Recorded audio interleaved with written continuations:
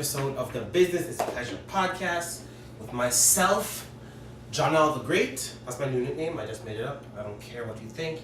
You probably hate it because you're a hater, but I love it. With the beautiful love of my life, Colette, also my business partner. Thank you guys again for tuning in. Please like and share so we know that you care. And the best way to start every single podcast, how was your week? So, my week was pretty eventful. Okay. Sort of. I just feel like I cried a lot. Why, babe? Why do you cry a lot? You know I cried a lot. Okay. We were having like... Tears of joy, I hope. No. I'm trying to help you out. Like, I'm trying to bait out your scene or anything. No, I was crying. Okay. Yeah, we had a rough week. It was just, I feel like it was just the build-up. Yeah. Of like both of our frustrations. Mm-hmm. We were doing kind of like a lot of events back to back. We were always like working on the business. All our weekends were taken up by the business. And yeah, I was just sad, I guess. I feel like we were like drifting apart. I feel like I just had like a roommate. Yeah. Not like a boyfriend anymore. And it's crazy though, because a lot of times we always talk about the idea of like running a business and like be careful what you wish for. Because we always think, yeah, we want a successful business, but sometimes we kind of forget like all those other things that do come along with running a successful business. Mm-hmm. It's like, well, we don't have the opportunity to spend much time with each other, because when I'm doing something in the business, you're working for your job or you're running your other business, and vice versa as well, you know? And the one thing that gets affected, unfortunately, is us and our relationship, you know what I mean? So it was kind of good that we kind of had like just like a real conversation about us and our relationship this last week, so we can kind of understand it's like we can't forget about one another, you know? And like we're always preoccupied doing something else, and unfortunately that does happen, you know? Yeah. And at the end of the day, we both know it's like our frustration isn't necessarily out of anger, it's more so out of like, we miss each other. Yeah, and it's not Miss my babe. and it's not necessarily like that our frustration is like towards each other. It's just more so like a reaction to like the situation. Yeah, exactly. And I think that's why like a lot of businesses do fail, because they're not able to have that conversation like what's going on with the business. And just like any business or relationship, just like with us, we have to have that strong sense of communication so we can understand. It's like, you know what, like why haven't we been able to hang out with each other as much? Like not talk about the business, not talk about work, just you and I, you know what I mean? Yeah. So it was good for the most part, because like we had like a really rough start to the week, like you were saying. Then now we're just up. Also, the reason why I'm really excited today, two things. First off, I got a fresh cut. I'm really happy, babe. I love when I get a fresh cut, I'm not gonna lie. I love it. And my boy, LeBron James, kicked the Indiana Pacers' butt today. So now they're going to go to round 2 to hopefully slap up Toronto. Even though I am from Toronto, shout out Toronto, don't worry. You guys will get it one year, but not by LeBron James losing to you guys, unfortunately. But one year. Mm-hmm. So you're happy? I'm really happy. You don't feel my energy, babe? Like I'm good right now. Like you're really happy. Don't make that face. Okay, so one thing that I think that we've been able to like slowly get the ball rolling into, we constantly talk about how we can like allow our business to expand by doing different ventures and like meeting different people. And I know with one thing that you try to do, you always try to worry about how can you bring value to other people and other businesses, you know? So I think the idea of what you were saying is how we should start wholesaling. Because we don't want to necessarily be a vintage company, a hypebeast company, or a streetwear company. We want to be a fabric company. Yeah. Because we have different links and different connections that we're actually able to source materials. So it doesn't always have to be clothing, right? So with the whole wholesaling idea, like how do you feel about that? I'm just like really excited about wholesaling in general, because I feel like it allows our business to expand into other areas. Because like for me, like I think of our day-to-day business as something that is, you know, it fits into our lifestyle right now, but like as we grow, I want our business to grow with us. Oh, 100%. You know? So like I love the fact that like, you know, we sell online, we have like residual income coming in when we're doing other things, and then we also have the ability to go to events and those types of things and travel. But at the same time, I'm coming from the perspective as like I want our business to be scalable, and like to a certain extent, like events aren't necessarily scalable unless we get, you know, more employees and end up doing like multiple events through the city. Yeah, 100% sure. But I want our business to be scalable in the sense of like what's you know, some actions that I can take now that can make our business scalable in the sense of like multiplying itself. So like, for example, like the reason why like wholesale is different from say doing more events, for example, which is that would require a lot more time and energy on our part. It would require, for events. It would require a lot more like manpower. We probably need more employees in order to scale that up. Whereas something like wholesale, it would just require us getting a client and then another client and another client, and then that would be a continual relationship, continual business relation between the two of us, constantly getting more product and scaling in that sense without us necessarily adding any more like resources or like a huge amount of time or energy. No, 100%. So, and also I think that is really important to bring back value to whoever you're working with. And I think that, you know, with wholesaling, a lot of the times we're working with other businesses or people that are building their own brand. So we're bringing some value to them because we're providing them with a great product at a lot better of a price. Yeah, and I think that's really nice too, because like one of the major things about like the fabric industry that I do enjoy, it's knowing that, hey, like we can give you guys a better rate with high quality standards than you can get anywhere else. And again, I think that's what you were trying to say when it comes to like the whole value aspect. And it's nice, you know, it's nice to know that like you're helping someone's bottom line, plus you're increasing their profits as well, you know. And plus you're increasing yours. and that's the best part, right? Because the thing about events is that I love them. Because I'm really personable. I like to walk around, be social, meet new people. See, I'm not. Like I am social to a certain extent, but I'm social when I want to be social, which isn't all the time. So like, there are moments when I don't want to be in, like, not to say that I don't want to be in an event, because like I'm grateful for like all the opportunities that we have right now. But it's not your like comfort zone. Yeah, it's not my comfort zone. Like I'd rather be behind a computer telling people what products we have and then telling them a rate and being like, can buy it. Yeah, most definitely. And I think that's the good aspect about working with wholesaling. People give us an order, we figure out their order, and just get it done. But when it comes to the events, right, we have to like pack up, unload, worry about all the logistics, then driving. So it's like it has the potential to be really inefficient. But then again, on the bright side, like you're meeting so much people, you're directing face to face, and also you have to put the customers able to put a face on the business, which is extremely important as well too, right? And I think it just kind of like goes back to your whole thing where you always want to like spread the risk, you know what I mean? And kind of like put all of your chickens in a different basket and see like which one is going to, or like which multiple ones are going to benefit you at some point. Because like even for like my full-time, right, because I work in insurance, which of course you already know. So one thing insurance companies do, they spread their risk by volume. So they'll insure large amounts of places. They also do it by like having different locations. So they'll have risk in Montreal and in Toronto, and then of course they'll diversify and have different types of risk. You know, they'll insure cars, or they'll insure contents of people's homes. And I kind of like what we're doing with the wholesaling, where we're spreading our risk in that way. So we're not only selling vintage clothing, but we're selling high-end streetwear. Plus, we're going to be doing that as well by doing events. So we're constantly trying to find different, multiple ways to make money and generate profits, right? Because the one thing that I really do enjoy about business, it's like the more you do it, the more opportunities you're actually able to create for yourselves and you actually come across, you know? Because when we first started this business, and even if you look at our 5-year business plan, wholesale is nowhere in it. Nowhere in it, you know? So it's literally just an idea that popped up into our head because we saw that there was a market for it. So it's like, why not try and like create value out of that for people while again helping the business to grow? You know what I mean? So that's definitely really, really good. Yeah, no, for sure, 100%. I definitely agree with that, and I definitely think that spreading the risk and like focusing on ways to expand our business for like the long term, our like 5 and 10 year plan is definitely something that we should focus on and revisit and take a look at again, and possibly also like factor that into our business plan because we haven't really revisited that in a little bit. No, 100%. But it's so crazy though when you really think about it. It's like if we're able to kind of come up with these like opportunities, what are the other opportunities that we're essentially gonna jump in? There's so many, and like it's really interesting to think like the possibilities of like this and like, you know, starting your own business, like the opportunities are like endless.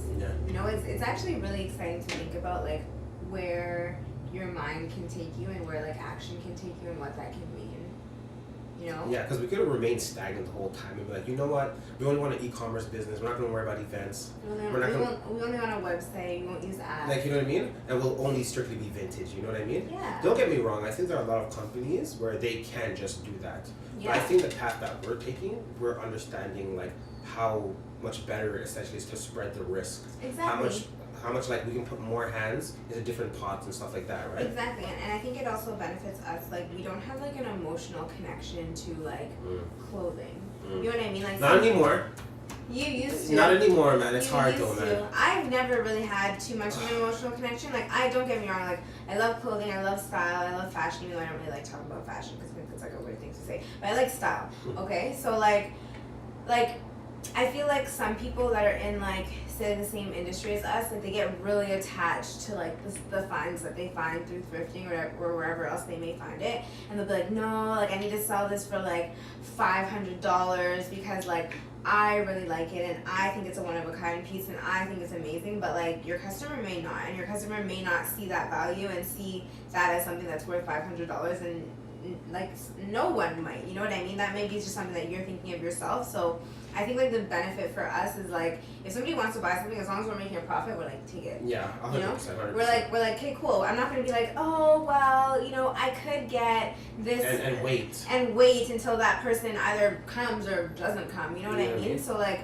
I think like that benefits us and that allows us to expand into different markets of like wholesale, because like there's stuff that there's times when I'm picking stuff for people that do wholesale through us and I'm like, damn, we could sell this for like $80. I'm like, not even that. It's like I can keep this for myself. Yeah, but I'm like, you know what?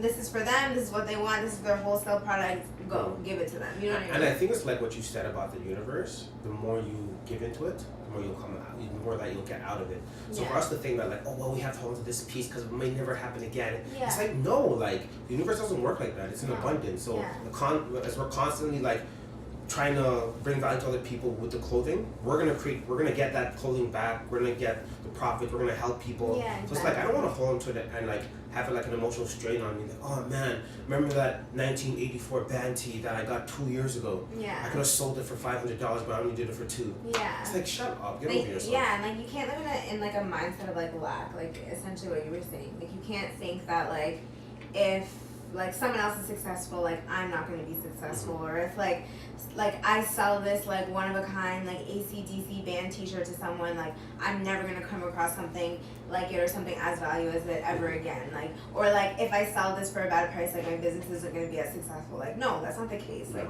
you're going to come across amazing things all the time. You're going to come across amazing opportunities that are going to allow yourself to propel forward and allow your business to grow forward, but you have to be in a mindset of those things coming into your life, because if you're in a mindset of a lack, then you're just going to keep pushing more. So keeping on the whole idea of abundance and doing more, what do you think about our new strategic plan to actually post more frequently? How do you feel about it? Because I remember when we initially started doing the apps about like, well, how is this? Let's say about like a year and a half ago. It's about a year and a half ago. Yeah. We probably posted one item. We posted 3 times a week, only one item each. So 6 items, okay, a week that we were doing, right? And we were doing okay at that point, you know what I mean? And now we've implemented this new plan. So for about the last 2 months, we've been doing 4 items a day. And how do you feel about it? What do you think? How do you think it's like? Do you see any like major differences or anything? I think it's been a huge difference, because like you have to think about the times that we live in. Like everything's based off of a news feed. Yeah. You know what I mean? Yeah. Like everything is based off of like what's most current and what's the most relevant, so to speak, right? So like the same thing goes to posting. So if I post once every, or like say 3 times a week, 6 times a week we're posting all together, we're slowly rolling down and down and down the news feed, right? Yeah. And it's just not, it's not beneficial, and it's not going to allow us to get as many eyes on it as we usually would. So I think with us posting more frequently and posting, you know, on a regular basis, it's allowing all of our stuff to get pushed to the top of the newsfeed every time. And that gives people, 1, an opportunity to see it, 2, an opportunity to click on it and potentially buy that particular item, or, you know, click on it and then look through all the other stuff that we have too. So I think it's made a huge difference. Obviously, like, it takes a little bit of more of effort from us, but it's a small change. It literally takes us like, what would you say, like 10-15 minutes to post on all the apps. Yeah, easily. Yeah. And that's okay. It's like Yeah. you can like relax, watch a basketball game while you're doing it. Yeah. Like, you know what I mean? Like you go to the bathroom quickly, just do a couple posts. Yeah, and everything, exactly. So. And I feel like we've also found a lot of ways to make that whole process like a little bit more efficient. So like when you take the pictures, you try to show the tag that shows the size, so we don't have to be like, okay, I want to post. Exactly. We don't have to like rummage through our pile of stuff, which is actually quite organized, but it's still really annoying to like look for something specific. You don't have to go through a whole pile of stuff to figure out like what size is it. Yeah, I've definitely liked it a lot because I'm seeing that like what happened, like we're engaging more with the apps, so now people are engaging more with us. I think that's really, really important, you know what I mean? Mm-hmm. It's like, if you want to be successful in any app that you're working with, you have to like find a way to like figure out what the community wants for that app. Yeah. You know, because there are some apps that we do work with and we realize we don't need to post as frequently with them because there isn't as much like as a connection there. Yeah. With certain apps or whatever that we deal with. For instance, like with eBay, for instance, you know what I mean? eBay doesn't have the Instagram platform, so it's not really a newsfeed. Yeah. So we wouldn't need to post as frequently on eBay. We could have literally done like all the items one time on eBay, and people just would have done it by SEO and by searching. With these new apps nowadays, they're really based off the newsfeed generation, right? Exactly. So like it forces us to be more engaging on them, forces us to like actually take our time. And it also forces us to be like strategic. So like taking into consideration the time of the day really makes a difference. So I find that it's best that like I post first thing in the morning, so usually around like 8:30 or 9, and then you post. Why do you think that is though? Why do you think like that 8 to 9 o'clock is like, I think it works well? I think it's useful because like think about it. What's like the first thing that 90% of people between the ages of like I don't know like 14 to like 35. What's like the first thing that you do when you wake up in the morning? Picking up my phone, checking out my messages. Are you crazy? Exactly. You pick up the phone, you look and see what you've missed, look and see like what's like going on in the world right now. For however long you do it, some people it's 2 minutes, some people it's an hour, whatever the case may be, and you're just looking through. At that point, if you're like a student and you're not in school or like even anyone, you may be figuring out like what you want to do for the day. You may be like you're just waking up, you're just trying to get your bearings. Your attention isn't like pulled in a number of different directions yet. It's first thing in the morning. So that's why I think it benefits us to post early because it allows people just to see it more than they would if say it was posted in the middle of the day when people are say in school or they're at work or they're like doing something else fun and exciting and they don't really care to look at their phone for like 10 minutes to see what's going on. No, 100%. You know what I mean? And then with me, a good time that works for me is I'll do it between like 3 and 6 o'clock. Because at that point people are finishing work, just getting home. And of course that's when you have a lot of free time to like actually go through your phone to check things out and everything, So it's kind of cool though because the whole idea of like the virtual world, it really correlates with actually what's happening in the physical world as well too, right? So if you're not able to look at these different trends that's going on in the marketplace, you're kind of like holding yourself at a disadvantage. Because it's really important to be like, hey, like what time works best for people? Like, it's cool though, because again, it goes back to like, how can you like interact and properly engage with the people instead of being like, well, it's 2 o'clock in the morning, I'm free now. So let me just post when I am. And also weekly, like the time in the week too, like we find the majority of our sales come in like Thursday, Friday, Saturday, right? Because it makes sense because that's most people get paid on either like a Thursday or Friday. And you have a little bit of extra money, so you're like, hey, like let me go shopping. Whereas like on like a Sunday, Monday, Tuesday, even Wednesday, like before your paycheck is coming, you're like, oh. Or after, exactly. You don't really know how much money you have to spend. You're still kind of like, So you just don't buy anything like extra. Or it's funny though because I remember when I used to work at Club Monaco, whoever came to come shop on Tuesdays or Wednesdays, always balling. They're always balling because like they have the money, like they're not waiting for their paycheck. And the weekend just finished, so they're like, I don't care. Like, so you have beer money. Just a Tuesday afternoon. That's right. Balling. It's like, why aren't you at work? You're balling, or you're in a lot of debt. So either way, you have a lot of money to play with. You know what I mean? But it's kind of cool too. So let's try to figure out like different strategic plans that we can figure out when it comes to actually posting as well too, right? Because one thing that I think would also help too with our posting, are we using like the right titles? Like, you know what I mean? Are like maybe we should start putting like more hashtags and the stuff that we do post and everything like that too, I think like now that you say that, I think one thing that would be a really good idea. I do this like somewhat, occasionally. So whenever there's like an interesting or like current events. So say if it's like during like Super Bowl time, so you're posting whatever, like anything. You'll be posting like a tea, whatever we're posting, and then just like hashtag Super Bowl, hashtag like Valentine's Day, hashtag Christmas, like just have certain things that are relevant to like what people may be searching for. And I know we do this to a certain extent, especially on like stuff like Etsy and stuff. But I think like maybe we could do it more for like, I don't know, just like everything. Yeah, because I know that some of the apps, they're not necessarily really big on the hashtags. No. But then some of them are, right? Yeah. Like an app like Depop, for instance. Yeah. They really encourage use of hashtags. So maybe we can like create like a set of hashtags. Yeah. Because remember how we have our follow us. Yeah. Then we have our for delivery, hit us up. Yeah. Then we can have like maybe like 10 hashtags under that as well. Well, I know you have one for Instagram. Yeah, exactly. I have one for Instagram. So I'm just saying like, so use that same hashtag, but whenever it's like, say it's around, you know, Valentine's Day. Yeah, we'll add an extra one in there. Add in Valentine's Day, or even if it's like A something long weekend, like May 2-4 May or something. 2-4, like Olympics, or like just even if it's something random, really cool that happened. Like say like LeBron James had like an interesting story. Tag LeBron, you know? Boy. You know, like tag just like anything.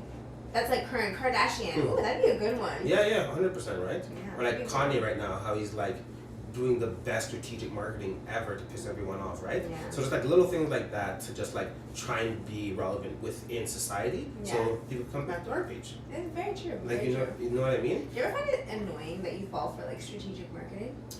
No, because it's like they understand the way the human brain works, Yeah. and as much as like we want to be logical and everything, our emotions do take over sometimes. You know? Sometimes I get pissed though. Like when I was watching like when Kylie had her baby and she like posted that like thing during the Super Bowl, and I was like watching it and I'm like, I was watching it, and as I was watching it I'm like, I'm pissed. Like She got me. She got me. Like this is good what she job. wanted to do. Yeah, like a great this job. on purpose. Great job. And even right now, right, with Kanye West and everything, how he's Yeah. like pissing everyone off with his like political views and everything. It's like that's such like a polarizing idea nowadays in today's society. So for him to like be on the total opposite side of the fence, it's so genius. It's so Yeah. genius. As much as you may not agree with his ideas and stuff, but I think the way that his team is going about it, extremely Well, it's smart. all for, I like- fell for it so bad. I'm It's- talking about it right now. You're talking about it right now, and it's just for like that buzz factor, right? Because it's like he hasn't been doing anything for a while, and now it's like, okay, like you're saying things that are pretty controversial, kind of being like a black man, and now your album's dropping as well. Oh yeah. By the way, your Yeah. album's dropping. So it's like people are already talking about Kanye, and it's like, oh, like we've kind of forgotten about this guy for a bit, and now he's also having an album. Oh, like let me check it out. Like you know what I mean? Like Yeah, it's crazy though because like he's able to do something like that, which allows him to take chances, right? And I think with our business as well, that's one thing that we've become more comfortable with, was actually taking those chances. You know what I mean? Because when we first started doing this, like I said previously, yeah, we only want to do online and e-commerce. Yeah. But now that we're starting to realize, like, let's do events, and even Yeah. from the events, we're like, let's go to America. Yeah. And let's try to do events. Let's see how the market reacts to our stuff as well too, right? let's purchase like interesting stuff that we weren't used to purchasing like outside of Vintage, like Off-White and Bape and stuff like that. You know what I mean? So I think that's one thing we always gotta focus on is like, let's take a chance in whatever we do, because the worst that's gonna happen is that, okay, you might fall a little bit or whatever. Because I remember there was this book that I read and they had this thing called the Pilzinski Principle. I'm pretty sure I've told you before. It was like, always do research, always take chances, and always take chances where if you do fail, you can always get back up. It's like, you know, it's like when we bought those. What's life without failing? You Like have I to. think in my life, like I think I don't know, I feel like I kind of live life as kind of, you know, like a law-abiding citizen, you know, not really pushing the status quo all that much, you know, pretty much accomplishing all the things that You set out to I set out to accomplish. And I think like my Good for you, babe. and I think my biggest failure was really like a turning point like in my life because it taught me so much about But myself. guys, keep in mind, her biggest failure was her first failure. Okay? Yeah, for like that's far, but like You're gonna see like, oh, my but- biggest no, failure. No, but it makes Oh my but gosh. it made me more comfortable with failing again Yeah, because prior failing to forward, right? yeah, because prior to that I was like, oh my gosh, like I could never fail, I can never do this, I can never do that because like that would be the end of like you know everything that's important to me. And then you know I was like I failed and I was like, okay, this sucks. But it's not the end of the world, you know what I mean? Like, I can get back up, and it made me, like, a stronger person, way more resilient, way more, you know, like, confident in myself and my abilities, and sometimes it takes, like, falling down on your face to be like, okay, like I can get back up. Like it's not that big of a deal. But I think like the way that you spin it nowadays, you don't necessarily see it as failure. It's like, okay, crap, what lesson did I learn from this, you know? Yeah. Like, well, what am I supposed to take from this issue or this scenario and really build on that, you know? Yeah. And I really like that about your mentality nowadays. You stop more so looking at things as failures and be like, okay, like, let me re-engineer my mind now and realize how can I do better and how can I use this as a tool, essentially. As you know? a learning lesson, Yeah. for sure. I think that's really important, right? At the end of the day, it really is your mindset. If you're gonna sit there and dwell on something and be like, oh man, like this is too hard, like forget this, I give up. Yeah. Then yeah, you're probably right. You should give up. And like I think one of the biggest things that I've learned is that like your reality is literally just like a combination of perspectives. Yeah. Like that's literally all it is. Like how you perceive things and how you view things, like that shapes your reality, and that can change at any time. You know what I mean? Yeah. So it's just like in some cases, like obviously there's people who suffer from like real mental health issues, like you know depression and anxiety. But you know, for someone not suffering from that, a lot of the times it just takes like a change in perspective to look at things a different way, to see like the positive in it. You know, as opposed to seeing the negative. It's a choice. Yeah, it always is a choice, man. It always is a choice. Sometimes the environment that you're in and the situation itself may allow it to be a harder choice, but at the end of the day, like it's up to you, man. Yeah. It's definitely up to you. Yeah. And also, guys, it's up to you to like and share so we know that you care. Thank you so much for stopping by and listening to us blabber about our business. So we'll be back again next week for episode 14, I believe it is. Yeah. And we promised ourselves that we're gonna do 40, and the pace that we're on, we're probably gonna do about 45 in 1 year. So I think that's a huge accomplishment.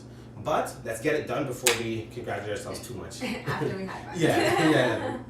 Let's take it back. Okay, guys, so until next time, take care and keep well.